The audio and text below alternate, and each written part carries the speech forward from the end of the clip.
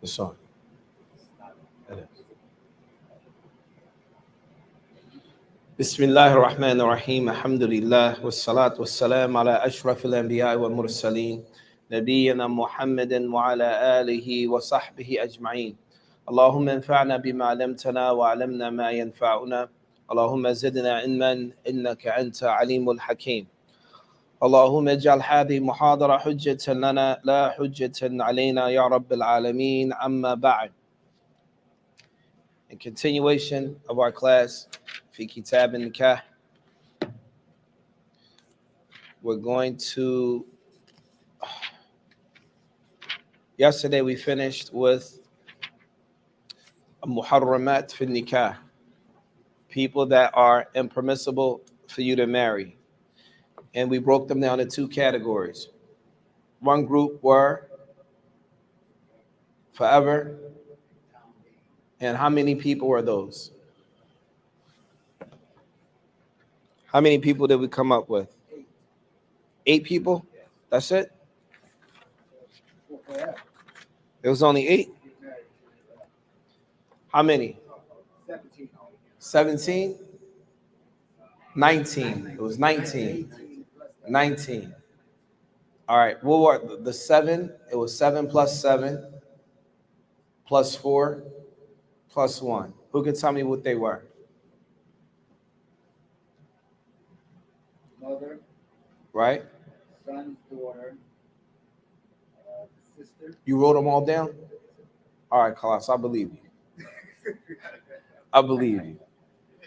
Hey, we're going to start tonight, inshallah ta'ala.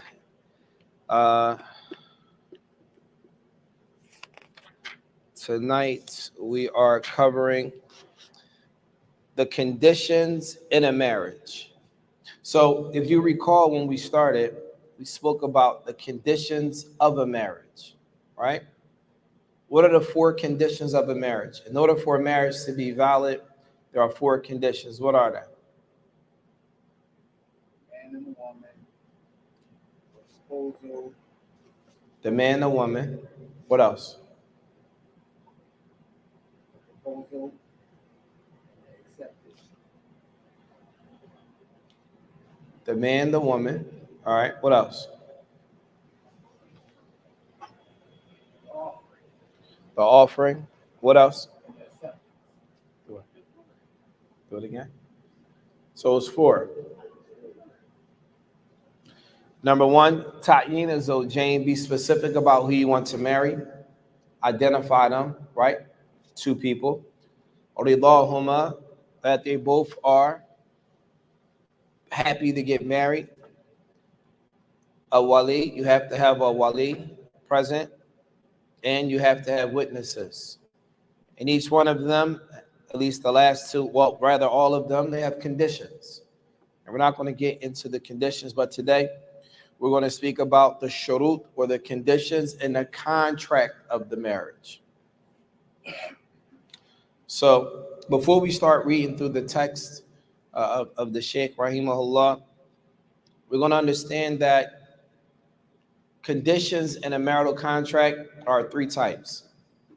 Conditions in a marital contract are of 3 types. The first type is something that is considered correct or sahih. The second type, well, the first type is correct. The second type is incorrect, but it doesn't affect the marital contract. The third type is incorrect, and it does affect the marital contract. Again, in a marital contract, there are 3 types of conditions.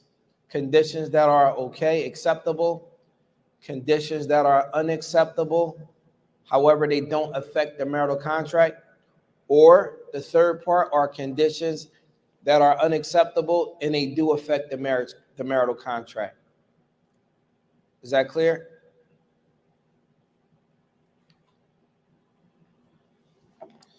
Fine.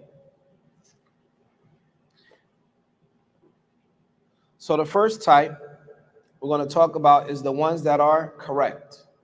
However, in the ones that are correct, there is the first one, before we read it, is actually incorrect according to hadith of the Prophet ﷺ, and the statement of many of the scholars of the past. This is, some of them say that this is even oppressive, the first condition in a marital contract here. And so we're going to start. Qala Musannif rahimahullah ta'ala, إذا شرطت المرأة طلاق ضرتها. So the first one, if a woman puts in her marital contract. Now, according to Imam al-Hajjawi here, in this particular text, which many ulama, obviously, they say is incorrect because it goes against an authentic hadith of the Prophet alayhi salatu wasalam.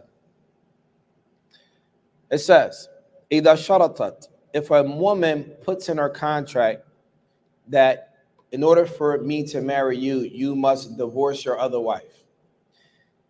They call her darrataha. Darrataha means, if you look at the term darra, like it causes harm to her. So therefore, you must divorce her in order for her to marry you.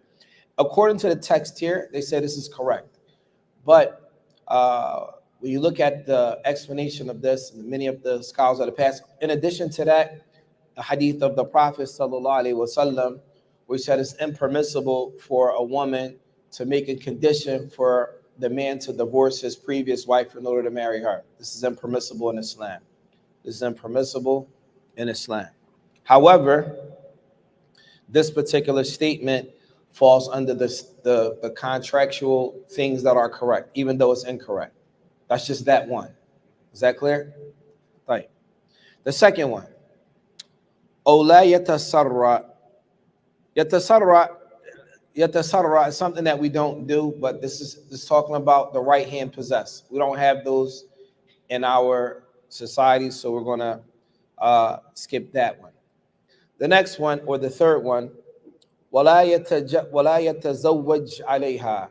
If you want to marry a sister and she says, yes, I'll marry you, but you cannot take a second wife. Is this correct? Can a woman stipulate that in her marital contract? Yes.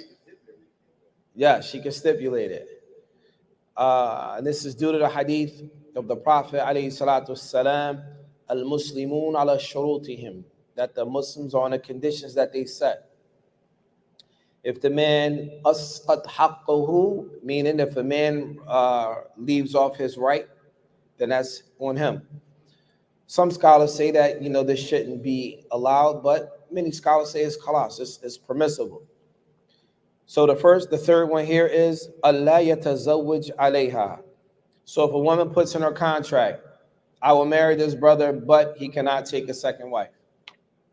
At the end, we're going to talk about what if the man violates those particular stipulations. If those stipulations are violated, what happens? So we're going to explain that at the end. Allah yatazawwaj alayha, that she stipulates in a marital contract that he does not take another wife. Or wala yukhrijuha min dariha aw baladiha, and she says prior to getting married, you can't take me from my city, or you can't move me out of my country, or you can't move me off this block, or whatever the case may be. If he agrees to that, then it's binding. This is binding upon him, all right? Or she says, sharatat naqd mu'ayyanan. So for her dowry, she might say, I want $10,000 in Saudi riyals, for example. And if you agree to that, then you must fulfill it. Or if she says, ziyadatan fi mahriha. So to determine a woman's dowry, in general, when we get to that particular chapter, a woman's dowry is generally defined by the women in her family, what they receive. So for example, if the woman in your family, generally speaking, their dowry, let's say it was $2,500, right? In general, the sisters, the mother, the aunts, the cousins, whatever, that's the general dowry. So then generally that would be her dowry, something similar to what the women in her family receive. If he says, all right, I'm going to offer you $2,500 because that's the norm of the people in your family. If she puts in a condition, I want more than that, and he agrees to it, then this is also binding, right? All of those things that were mentioned are correct, except for the first one. The first one about if he's married to another wife, then in order for you guys to get married, he must divorce her. Even though, but leave it, if we were to give a quiz and say, what are the six mentioned, you'll have to put that in it because that's the statement of the author. That's the statement of the author. Tayyib, what happens if you oppose it? What happens if you oppose it? Let's say, for example, your wife says to you, I'll marry you, but you can't take on another wife. You agree. All right, khalas, I won't take another wife. You married for a year, 2 years, 3 years, y'all got kids. You're like, you know what? I'm going to just grab me another wife. And she finds out that you grab another wife. What happens now? Did you oppose what you put in your contract? Yes or no? Yeah. Yes, you oppose the contract. So what happens now? What's the next step? You're sinful, right? Because you oppose a condition that you set. Now, what happens next? She got asked for a divorce. So let's talk real quick. I'm gonna explain something really quick. When you say a divorce in Islam, a divorce comes from the man or the woman? The man. Excellent. If a woman wants a khul'a comes from who? A man or a woman? Meaning, who initiates it? A man or a woman? The woman. The man just grants it or he does not grant it, but it initiates from a woman. In this case, what is her option? Does she even have an option? If you put it, what's the benefit of it going in a contract anyway? Okay, what if you don't honor it? What's the consequence? Is there a consequence? What's the consequence? Brothers in particular, you need to know this stuff because these are the rights of the women. Listen, these are the rights of the women that many of our brothers, we trample upon them like, nah, you don't have no rights. This is what it is. This is what men do, right? So now the thing is, when you go against something they put in the contract, what happens? Nothing. If she says you agreed that you wasn't gonna get another wife and you did, he's like, all right, and what does that mean? What happens if you put in a contract? It's a breach of contract. So now what happens? What's the ramifications? It's a violation. Okay, it's a violation. We get rent. There's a violation. What happens? I know it's pleasing to our Rob, though. Yes. Can she get a divorce? Does she ask for a divorce? Yes, she can ask. She can ask for a divorce. Yes. No. No. What is it? What does that call the marriage be annulled? Mumtaz. The marriage can be annulled. What is an annulled marriage in Islam? It's called the fasq. What is a fasq? A fasq, it doesn't come from the man and it doesn't come from the woman. It comes from a third party.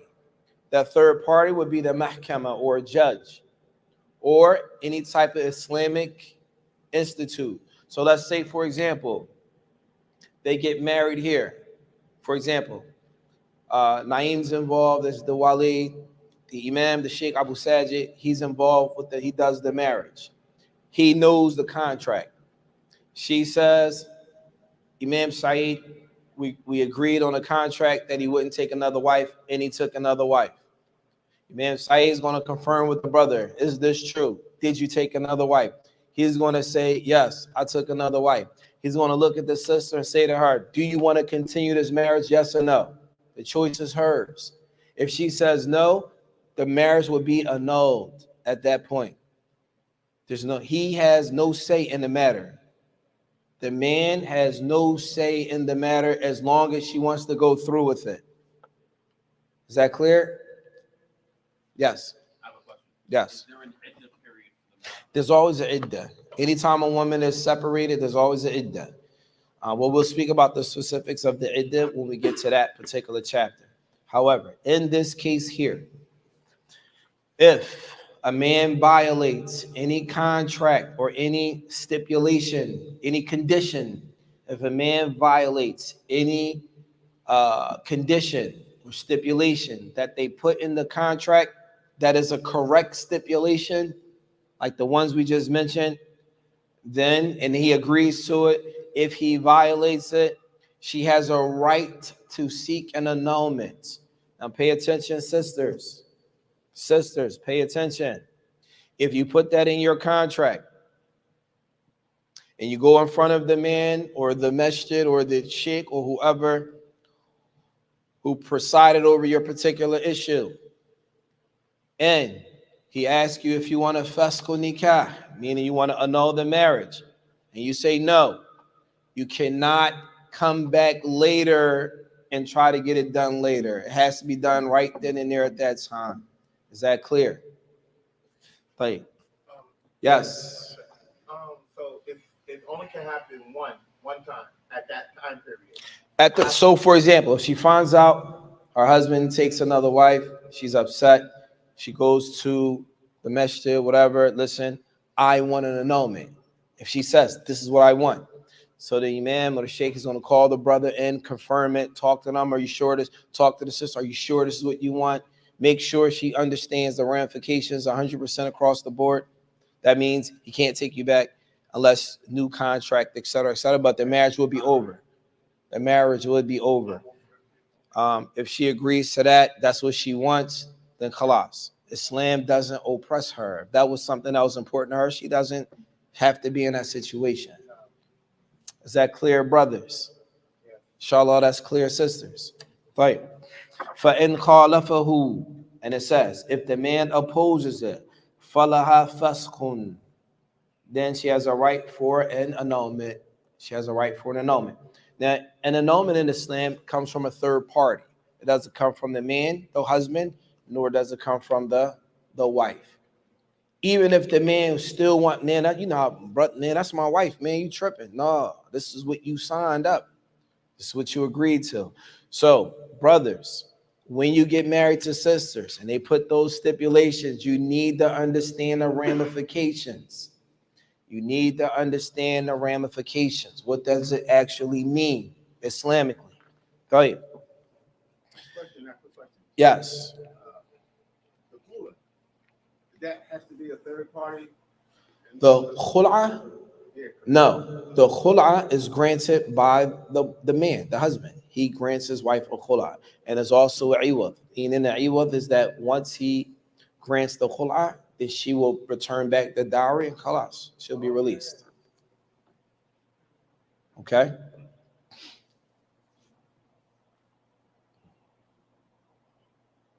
Now we're going to get into the ones that are incorrect. So those were the ones that are correct. Okay? Those are the ones that were correct. Now we're going to cover the ones that are incorrect. But it does not affect the contract. No, I'm sorry. It's incorrect and it does affect the contract. The next group are incorrect and they do affect the contract. So this one is either زوجه وليته على أن يزوجه الآخر ووليته فعلا ولا مهر بطل النكاحان. This here, I'm going to explain this to you. This here is called a nikah al-shigar. A nikah al-shigar. What is that? A nikah al-shigar is, let's say, for example, I'll use you brothers as examples. He has a niece, for example, right? And you have a niece, right? You like his niece, he like your niece. You like, listen, how about I marry my niece to you, you marry your niece to me, we don't gotta pay no dowry, no mahar, and we go like that. This here is called nikah shigar. This is impermissible in Islam. This is impermissible in Islam. The only thing that would make that correct is if they had mahar, if they paid dowry. Go through the proper channels. What do you mean the proper channels? The wali. They went through the wali. That's his niece, and that's his niece. He's represent. Both uncles. Yeah, both uncles are the one. Or let's say fathers, daughters. Yeah. You marry him to his daughter, you marry him to your daughter. Okay? Without Without the dowry. Yeah, without the dowry. فَإِن سُمِّيَ لَهُمَا مَهْرُ صَحْ. If they both agree on a dowry, then it would be correct. The second one. The next one is called nikah at-tahleel. A nikah at-tahleel. Tahleel. What do they call that? How do you translate that? That is, all right. We spoke about this yesterday. A nikah at-tahleel is, let's say, for example, a man divorces his wife 3 times. He wants her back.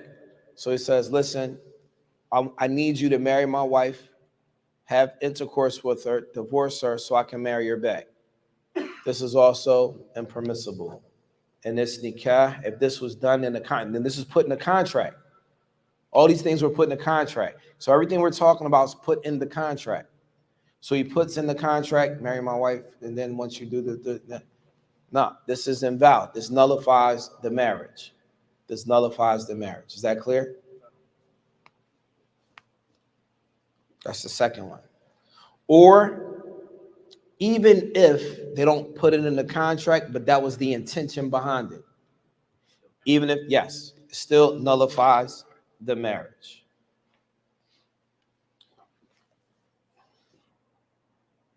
The next one, and this is something that's, let's say, for example, we're here for nikah, right?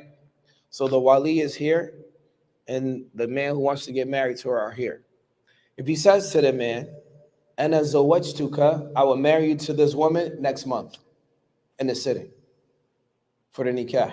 And he says, all right, qabilt, I accept. This here is also batil. You can't do that. You cannot have a sitting for a marriage for something that's happening in the future. You can't put, it has to be right then and there. Is that clear? All right.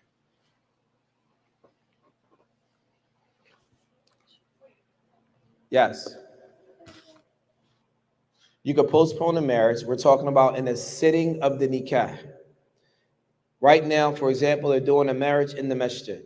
The wali is here, the brother is here. The wali says to the sister, to the brother, all right, zawajtuka fulana, the beginning of next month. And the man says, okay, I accept. No, you can't accept the marriage for a later date. It has to be right then and there. Right. If you do that, that makes the marriage null and void. The third type, they call that a marriage, a nikah mu'allaq. That's called a nikah mu'allaq, meaning this marriage is depending on something happening next week in the future. The next one is called a nikah mut'ah. A nikah mut'ah. The mut'ah is when a man puts in a contract, he's going to marry this woman for the time period of a month. After a month, the marriage is over. This is impermissible. At one point in time, during Fath Mecca, this was actually permissible at one point. And then the Prophet, ﷺ, he later made it impermissible to the point where many scholars say there's a consensus or ijma' from the companions that this is impermissible to marry a woman for a certain period of time and you agree on it. You say, listen, we're going to get married for 3 months. She's like, all right, bet. This is impermissible. This is impermissible. Right. So the next thing we're going to talk about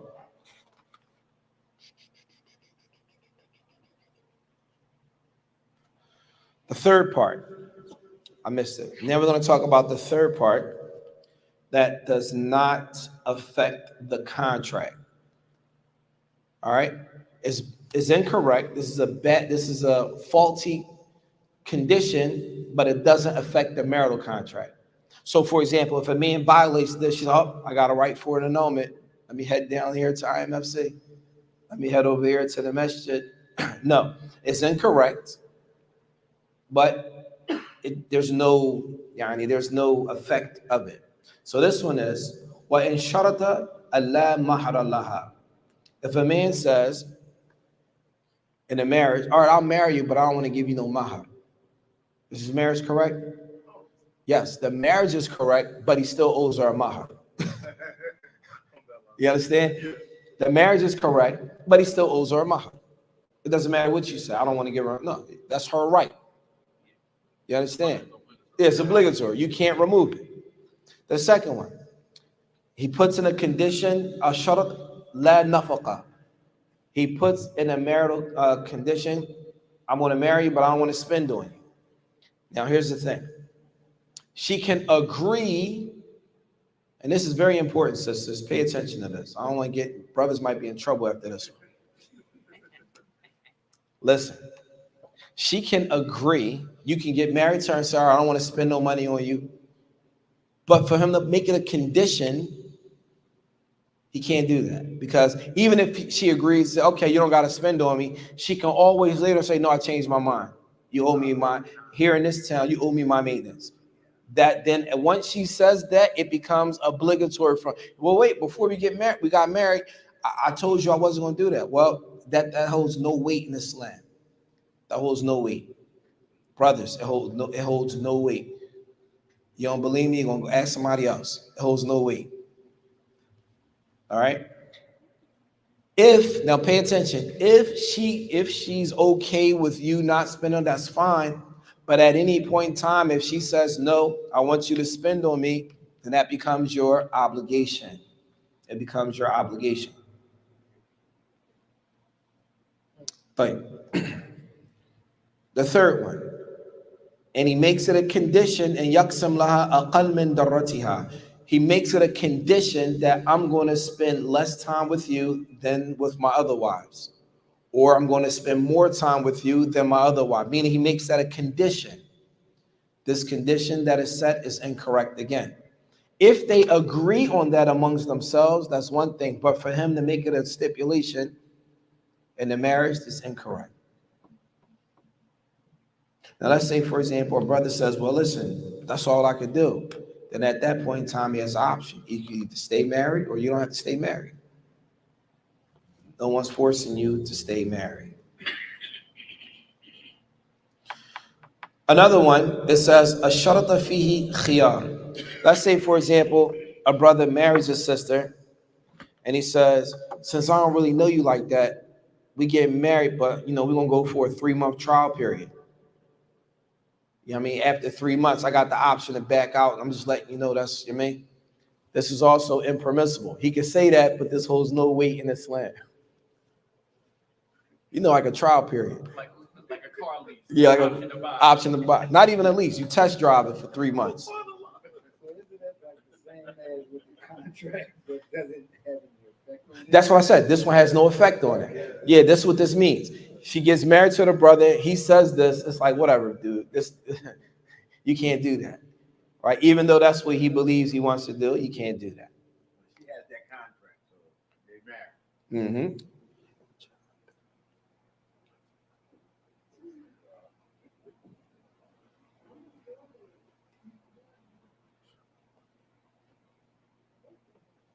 Right. Another one. He says, وَإِنْ جَاءَ بِالْمَهْرِ فِي وَقْتٍ كَذَا وَإِلَّا فَلَا نِكَاحٍ.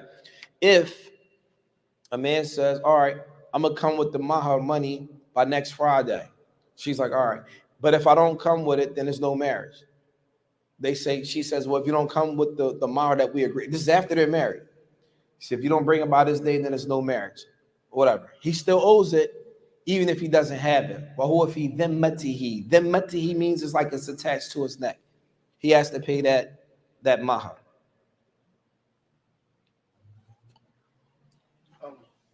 Shay, one question. Yes. Can you repeat it again? So even if they don't get married, you still have to pay it? No. Oh, you say if they don't. They're already married, but he didn't pay. Okay, So what happens is sometimes brothers get married, but they delay the dowry. They delay the mahar. No. Right? That's what they're talking about. Okay, I got you. All right. Now, here are some conditions that a man can potentially, he can ask for a fasq. All right? An annulment. He can, but why would a man need an annulment anyway? This is a question. Does a man need somebody outside for him to divorce a woman? Can he divorce a woman on his own? Yeah. Does he need a judge to say, okay, you can get an annulment? No. So then what's the benefit of a man getting an annulment in a marriage? How does that benefit? A woman, I can understand. A man, huh? Say that again. What did she say? He won't be. Mumtaz. So for the man, he doesn't have to pay. If he divorces her, he's still responsible for her during the iddah period, right?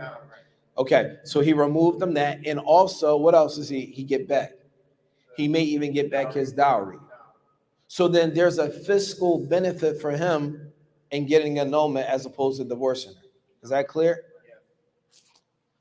All right. So let's say, what in sharataha muslimatan. Let's say, for example, the wali, he says of the sister, yeah, man, she's a Muslim, and it says fabanat kitabiyatan. And then after he marries her, he finds out that she's a Christian. She's not Muslim. Can he get an annulment for the marriage? Yes, he can get an annulment. Deception, right? Or let's say, for example, the man says you can marry her off, she's a virgin. And then when he marries her, he finds out that she's not what? She's not a virgin. In this case, can he get his money back? He can get an annulment because he was deceived. All right. The next thing. Now, the next one, it says, what if they said that, what if he put a condition like, yeah, man, she's beautiful, but he never sees her. This is why the Prophet ﷺ, he said what? فَانْظُرْ إِلَيْهَا إِلَى مَا تَدْعُو إِلَى نِكَاحِهَا. وَكَمَا قَالَ عَلَيْهِ الصَّلَاةُ وَالسَّلَامُ. The Prophet ﷺ, he said, look at the woman you want to marry so that you can see what it is you need to see to make you want to marry her. So here it says, what if the wali says she's Jamila, like she's beautiful, and then when he sees her, it's not the case. He was lied to. Deception. And nowadays it's easy because women put makeup on, they look different. And they wash their face, you like. No, but even like face to face though, the makeup, they could look real different. So he thought he was marrying this person on the picture, turned out to be this. She played him. Say again? They're not supposed to wear makeup. A woman could wear makeup. Makeup is permissible. The fake lashes is something different. The problem with the makeup now, you thought you was looking at one person, and the next day she got a new set of makeup when you think it's a different person. That's bad business. I'm just saying. So, all right. Oh, and this, the same thing. You say that she's come from family such and such, and he marries and found out that's a lie. She's from a separate family, right? There's also a reason for a fusk. Right. The next.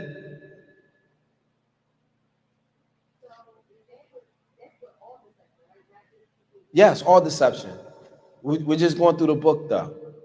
So right now, we're about to talk about something, and then we're going to finish up. We're almost done.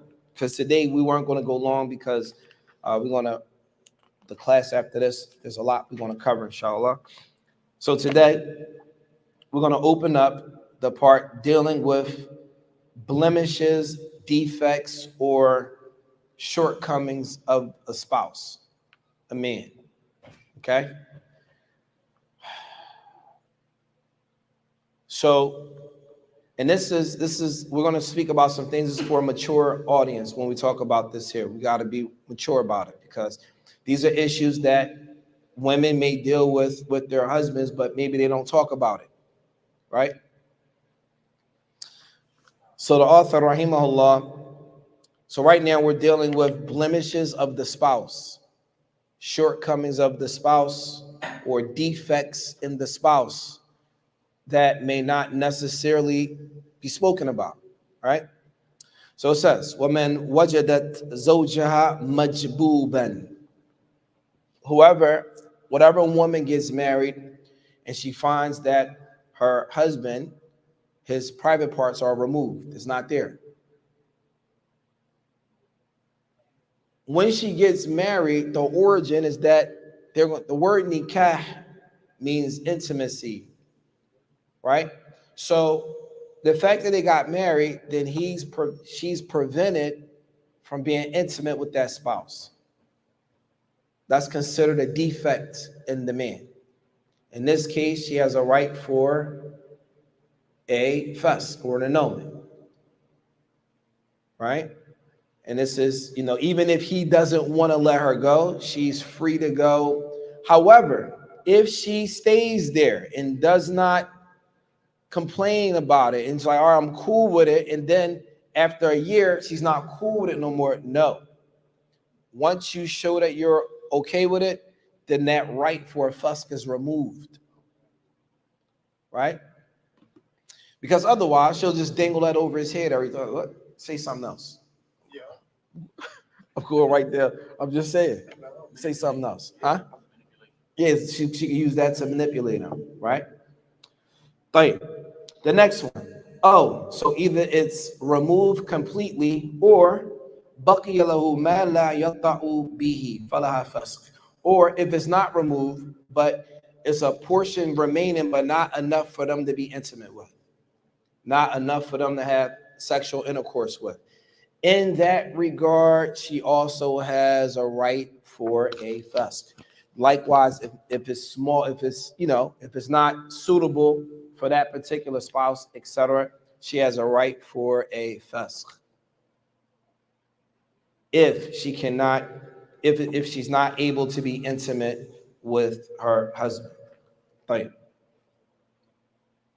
The next one. وَإِنْ ثَبَتَتْ أُنَّتُهُ بِإِقْرَارِهِ. The next one, this is talking about a man that is impotent, right? He's unable to, maybe he suffers from ED, erectile dysfunction, right? But he has erectile dysfunction that he can't have sex, period. And this happens sometimes if a brother has diabetes, right? He has certain health conditions where it will prevent him from even getting an erection. Yes. So he cannot get an erection at all. How does the Sharia look at those issues? How does Islam look at those issues? We're going to talk about what it says here, and then we'll talk about what's real for us here in the society. So it says, وَإِنْ ثَبَتَتْ عُنَّتُهُ بِإِقْرَارِهِ. So how will we know if he has ED? How will we know if he cannot get an erection? Right? It says, بِإِقْرَارِهِ. Either he confesses, yes, this is my condition, or بِبَيِّنَةٍ عَلَى إِقْرَارِهِ. Or if it was, he has some type of evidence to support him having these issues of erectile dysfunction where he just cannot perform at all. أُجِّلَ سَنَةً مُنْذُ تَحَاكُمِهِ.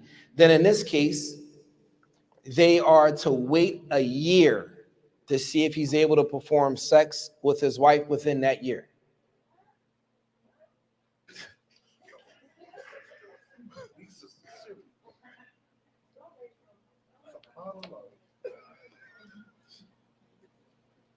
Wait, we're just talking about what's in the book. We'll deal with the modern issues after this. All right. All right. Because back then they didn't have modern medicine, etc., things like they have now. Now things you can get fixed. But back then they didn't have it. So this is what was done. All right. And it says, فَإِنْ وَطِئَ فِيهَا وَإِلَّا فَلَهَا فَسْقٌ. So he must have intercourse with his wife at least once that year. فَإِنْ وَطِئَ فِيهَا وَإِلَّا فَفَسْقٌ. If he cannot be intimate with her for that whole year, then she has a right for an annulment of the marriage. Yes. There's a narration that I read about one of the female companions that came to the Prophet complaining about like an ED issue. Right. And then the Prophet still mentioned that since they're married, he still has rights to you, so he must consummate the marriage, even though she found out that he had kind of like an ED issue. Okay. Any other questions about that? Right. So then the next one. إن اعترفت أنه وطئها فليس بعينين.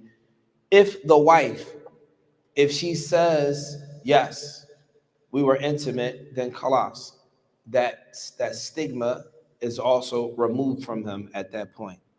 ولو قالت في وقت رضيت به عينينا سقط خيارها أبدا. If she says at any point in time, I'm happy with my husband, even though he has this problem, I'm happy with him, then she loses the option for an annulment forever after that on that particular issue. Is that clear? Right. As for today, issues that happen because the sisters had an outburst about a year, right? The reality is this. In the time we live in now, a man can go to the hospital. There are certain things that he can do to help fix his situation if that's his condition, right? It's not like it was then where maybe they didn't have certain things to help men who have diabetes, etc. But now they have things in place that will assist in those areas. Yes. Also, one of the issues about ED, there are certain STDs that can cause ED also. Mm. And also like porn addiction can cause ED also. So those are like Yeah. Yeah. I'm sorry? He just made a statement. It wasn't a question. He just said that porn addiction could cause ED and certain STDs could also cause ED. What did she say? I don't know what she said. All right. Any questions about what we covered today, inshallah? Any questions about that? All right. So then, what we covered today is important. The next thing we're going to cover are the blemishes and defects in a woman that would, so the blemishes and defects, they fall into three categories. The blemishes and defects, they fall into three categories, right? Category number one is for the man. Number two is for the woman. And number three is something that they both share. It's the man, the woman, and they both share. Is that clear? Today, we didn't even cover all of the defects of a man. We only covered some. The next class will cover the rest, along with the women and along with the things that they share. Any questions? Yes.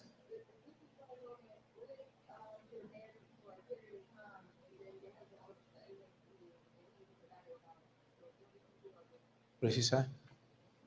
I can't hear. Oh, she said she's coming.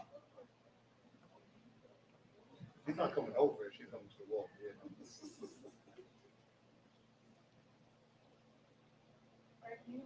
Yes, I can hear you.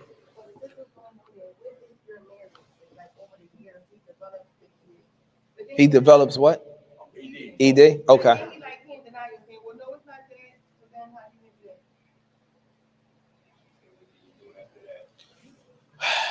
So, no, he's denying that he has ED?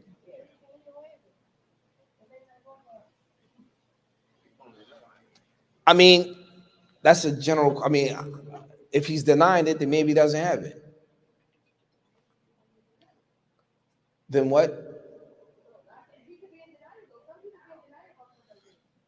Here's the thing. Right now, so let's be clear about something, sisters, really quick.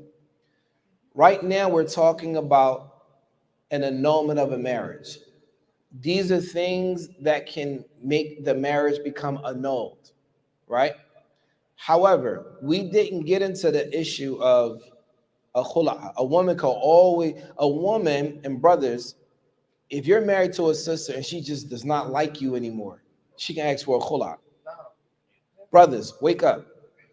No, I'm serious. Because what happens is, and I'm not saying, sisters, don't say, oh yeah, let me get out this marriage real quick. No, don't do that. What I'm saying is, in Islam, Islam does not force a woman to stay in a marriage. If she does not want to be there, you don't own your wives. They're not your property. No.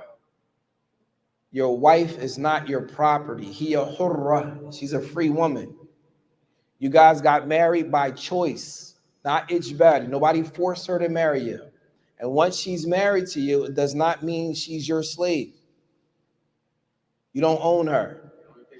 So she don't even take your name. She don't even take, in Islam, a woman does not take her husband's name. That's only in Christianity. She still has the name of her father. She has her own lineage, not yours. This shows that she don't belong. Your kids belong to you. Even though you don't own your kids, they belong to you. Your wife don't belong to you. That's number one. Number two, if your wife, and when we get to the chapter of a khul'a, or whatever the case may be, when a woman wants out of a marriage, when we cover that chapter, brothers, you're going to be surprised. You're going to be surprised. If she does not like you anymore, if you don't like your wife anymore, you can divorce her, right? You like, no, I'm not really feeling you like that. No, you can let her go, right? Right? Yes. Women believe that once they get married, because what they say is, a brother used a hadith that, you know, a woman won't smell the fragrance of paradise if she asks for a divorce, and it's not a valid reason why she's asking for a divorce, right?